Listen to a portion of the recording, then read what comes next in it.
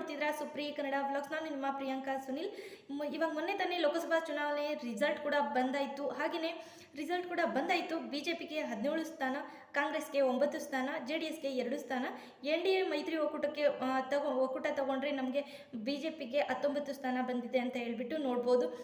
ಹಾಗೆಯೇ ಲೋಕಸಭಾ ಚುನಾವಣೆ ಮುಂಚೆನೇ ನಾವು ಉಪಮುಖ್ಯಮಂತ್ರಿಗಳಾದ DK ಶಿವಕುಮಾರ್ ಸರ್ ಮತ್ತು ಮುಖ್ಯಮಂತ್ರಿಗಳಾದ ಸಿದ್ದರಾಮಯ್ಯ ಸರ್ ಅವರೇ ಹೇಳಿದರು, ನಮ್ಮ ಕೇಂದ್ರದಲ್ಲಿ ಏನಾದರೂ ಕಾಂಗ್ರೆಸ್ ಸರ್ಕಾರ ಬರಲಿಲ್ಲ ಅಂದರೆ ಈ 5 ಗ್ಯಾರಂಟಿಗಳು ಏನು ನೀಡ್ತಿದ್ದೇವೆ, ಜಾರಿ ತಂದಿದ್ದೇವೆ, ಅದನ್ನು ಮುಂದುವರಿಸೋದು ಡೌಟ್ ಅಂತ ಹೇಳ್ಬಿಟ್ಟು, ಬರಲಿಲ್ಲ ಅಂದರೆ ಅಂತ ಹೇಳ್ಬಿಟ್ಟು ಕಾಂಗ್ರೆಸ್ ಸರ್ಕಾರ ಬೇರೆ ಸರ್ಕಾರ, ಕೇಂದ್ರದಲ್ಲಿ ಬೇರೆ ಸರ್ಕಾರ ಅಂದರೆ ಕೇಂದ್ರದಲ್ಲಿ ಕಾಂಗ್ರೆಸ್ ಸರ್ಕಾರ ಬಿಟ್ಟು ಬೇರೆ ಸರ್ಕಾರ ಬಂದರೆ ಮುಂದುವರಿಸೋದು ಡೌಟ್ ಅಂತ ಹೇಳಿದರು. ಇವಾಗ ಆಲ್ರೆಡಿ ಎಲ್ಲ ಕಡೆ ಹರಿದಾಡ್ತಿದೆ ಅಂತಲೇ ಹೇಳ್ಬೋದು. ಗೃಹಲಕ್ಷ್ಮಿ ಆಗಿರ್ಬೋದು, ಗೃಹಜ್ಯೋತಿ ಆಗಿರ್ಬೋದು, ಯುವ ನಿಧಿ ಆಗಿರ್ಬೋದು, ಶಕ್ತಿ ಯೋಜನೆ ಆಗಿರ್ಬೋದು, ಕೇಂದ್ರದಲ್ಲಿ ಕಾಂಗ್ರೆಸ್ ಸರ್ಕಾರ ಬಂದಿಲ್ವಲ್ಲ, ಸೊ ಇವಾಗ 5 ಗ್ಯಾರಂಟಿಗಳನ್ನ ನಿಲ್ಲಿಸ್ತಾರೆ ಅಂತ ಹೇಳ್ಬಿಟ್ಟು ಎಲ್ಲ ಕಡೆ ಹರಿದಾಡ್ತಿದೆ ಅಂತಲೇ ಹೇಳ್ಬೋದು. ಗೃಹಲಕ್ಷ್ಮಿ